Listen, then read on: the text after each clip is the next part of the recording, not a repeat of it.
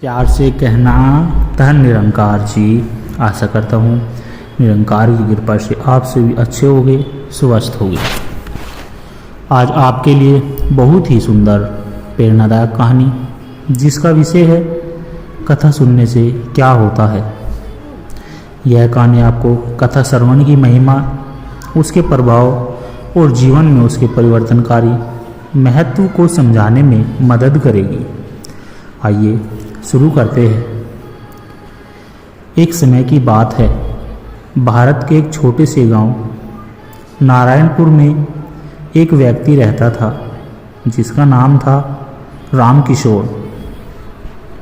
पेशे से वह किसान था, लेकिन हृदय से थोड़ा कठोर, व्यवहार में अभिमानी और संसार के मोह में पूरी तरह डूबा हुआ था। उसे ईश्वर, सत्संग, कथा प्रवचन, इन सब बातों से कोई लगाव नहीं था। वह अक्सर अपने गांव में सत्संग और कथा हो रही होती थी तो लोगों को ताना मारता था। कहता था, क्या भगवान सुनने से खेत में अन्न उग जाएगा? ये सब बातें आलसी लोगों के लिए है। मैं कर्म करता हूँ, कथा नहीं सुनता। लेकिन उसकी पत्नी सीता बहुत दयालु थी। वो रोज शाम को सत्संग सुनने जाती थी, संतों की सेवा करती थी और हर रविवार गांव में होने वाली कथा में जाती थी। रामकिशोर को हमेशा लगता था कि वो अपने बलबूते पर सब कुछ कर रहा है। एक दिन उसका खेत सूख गया, कुआं भी पानी छोड़ गया, पूरे परिवार में आर्थिक संकट आ गया। बेटी की शादी का समय भी नज़दीक आ रहा था। वह बहुत परेशान हो गया। एक दिन उसने पत्नी से कहा, तुम्हारा सत्संग का क्या काम आया? देखो हालात कैसे है। पत्नी ने शांत होकर कहा, आप हर बार सिर्फ गांव में चल रही कथा में बैठ जाइए, फिर देखिए क्या होता है।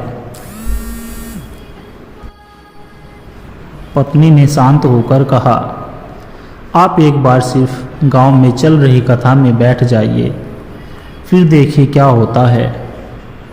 विवश होकर रामकिशोर पत्नी की बात मान गया, लेकिन मन में संदेह लेकर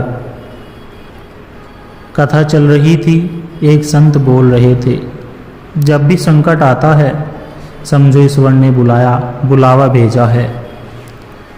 अब मेरी ओर आओ। जिस प्रकार सूरज की किरण अंधकार को दूर करती है, उसी प्रकार कथा का प्रकाश अज्ञान को मिटाता है। रामकिशोर को बहुत बातें भीतर तक छूने लगी।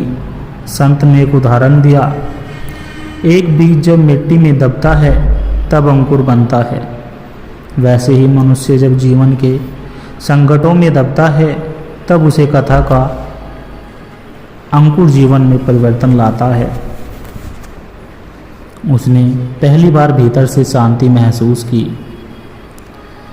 कथा में रामकिशोर रोज बैठने लगा। उसके मन में जिज्ञासा बढ़ती गई। धीरे धीरे उसका स्वभाव बदलने लगा। अब वह क्रोध नहीं करता, पत्नी की बातों को ध्यान से सुनता और पड़ोसियों से प्रेम पूर्वक व्यवहार करने लगा। एक दिन संत ने कहा, जो कथा सुनाता है वो केवल शब्द नहीं सुनाता, वो आत्मा को जगाता है। कथा वो आईना है जिसमें हम खुद को देख सकते हैं।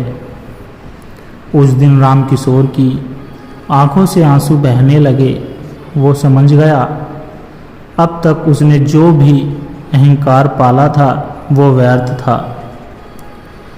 कथा की शक्ति से उसने परोपकार का भाव आया। उसने गांव में कुएं की खुदाई करवाई, जिससे सभी किसानों को लगभग लाभ हुआ।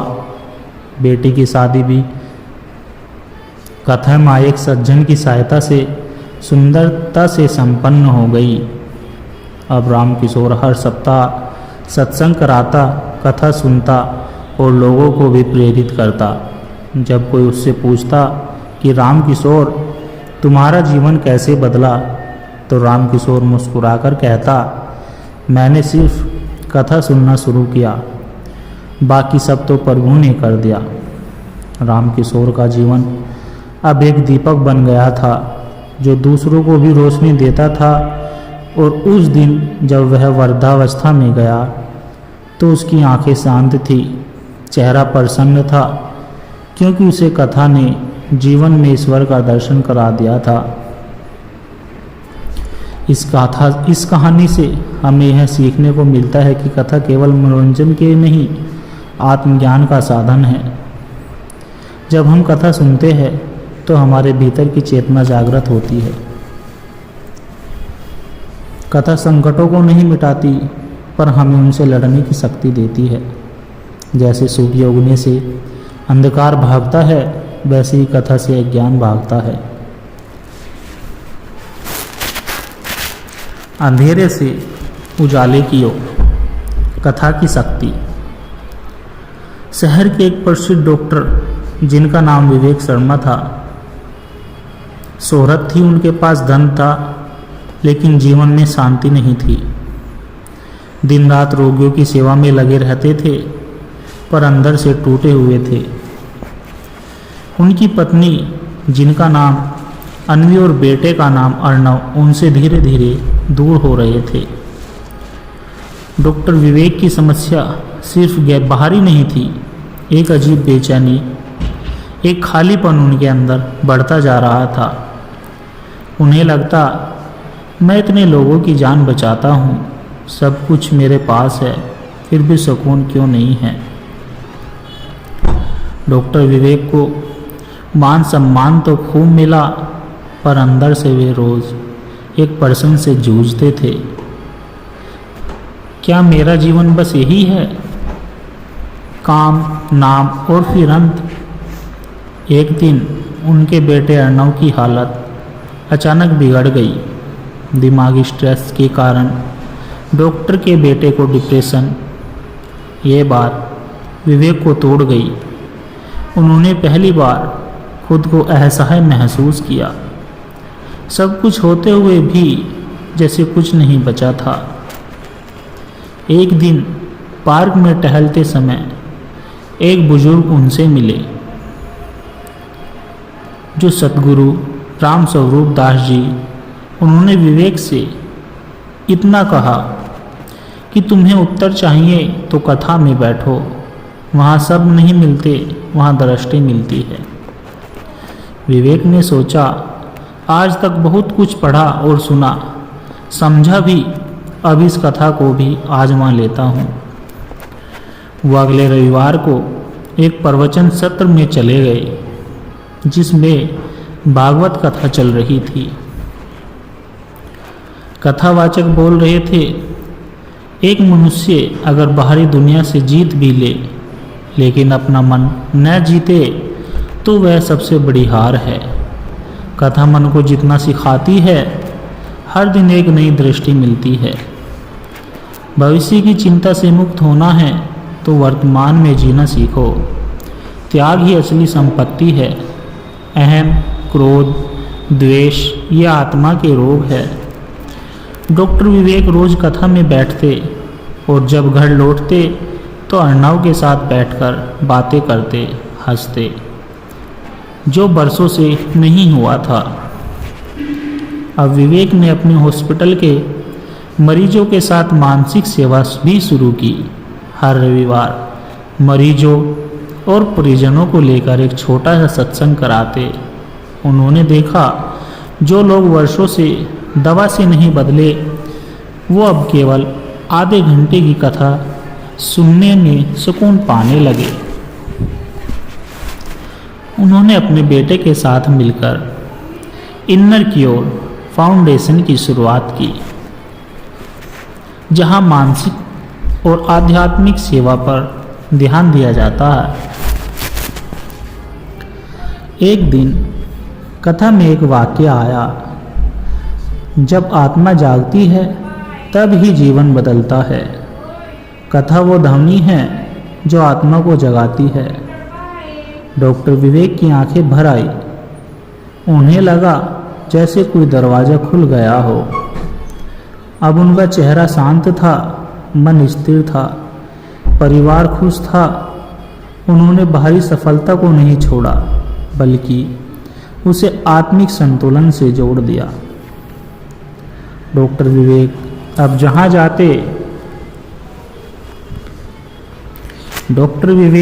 जहाँ जाते एक वाक्य जरूर कहते कि अगर जीवन का अर्थ खो रहा है तो कथा में बैठ जाओ, शब्द नहीं आत्मा बोलती है वहाँ। उनकी कहानी एक मेडिकल जर्नल में छपी, जिसका शीर्षक था healing thought story, the doctor वो फाउंड हिज केयर इन कथा। सत्संगत जी, इस कथा से हमें यह सीख मिलती है, कथा सुनने से जीवन की दृष्टि बदलती है। यह केवल धार्मिक प्रक्रिया नहीं, आत्मा का उपचार है। जहाँ दवा रुक जाती है वहाँ कथा शुरू हो जाती है। कथा हमें भीतर बाहर से और फिर भीतर से बाहर बदल देती है।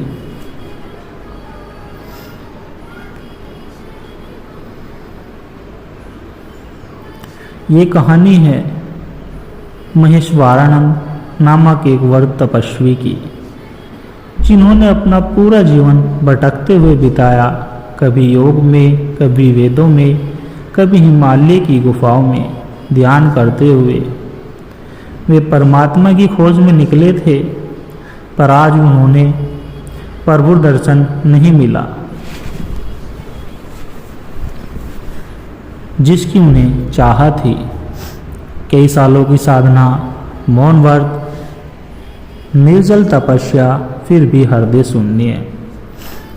एक दिन वे हिमालय की एक कुटिया में बैठे सोच रहे थे, कहीं मैं गलत दिशा में तो नहीं चल रहा। ईश्वर अगर सर्वत्र है तो मुझे क्यों नहीं मिल रहा। उन्हीं क्षणों में एक युवक साधक व्यास जी उनसे मिलने आए। व्यास जी ने पूछा, गुरुदेव आप इतना कुछ किया, लेकिन क्या आप कभी किसी कथा में बैठकर कथा सुनी है? महेश्वरानंद चौंक गए। मैं तो स्वयं साधक हूँ, मुझे कथा क्यों सुननी? व्यास जी मुस्कुराए और बोले, क्योंकि कथा केवल सुनने की नहीं, अनुभव की यात्रा है। जैसे माँ की लोरी बच्चे को सुला देती है, वैसे ही कथा आत्मा को जगा देती है। एक बार आज्ञा दे, मैं 7 दिन की भागवत कथा करूँगा, आप सिर्फ श्रोता बनकर सुनिए। कथा आरंभ हुई। पहले दिन व्यास जी बोले, ईश्वर को देखने की नहीं, अनुभव करने की आवश्यकता है। और अनुभव तब होता है जब मन शांत होता है। कथा वही साधन है जो विचारों की हलचल को शांत कर देता है। महेश्वरानंद की आंखें बंद हो गई। उन्हें पहली बार ऐसा लगा जैसे किसी ने उनके भीतर बोलना शुरू किया हो। कथा में कहा गया, परीक्षित ने मृत्यु के 7 दिन पहले कथा सुनी थी और उन्हीं 7 दिन में उसने मोक्ष प्राप्त कर लिया। प्रश्न यह नहीं कि कितना सुना, प्रश्न यह है कितना समर्पित होकर सुना। तीसरे दिन कथा में भागवत का एक प्रसंग आया, जिसमें लिखा था कि नारद जी का आत्मबोध, जिसमें नारद जी ने स्वयं अनुभव किया कि कथा सुनाना केवल शब्दों का आदान प्रदान नहीं, आत्मा के भीतर भी उतारना होता है। महेश्वरानंद के भीतर कुछ टूटने लगा।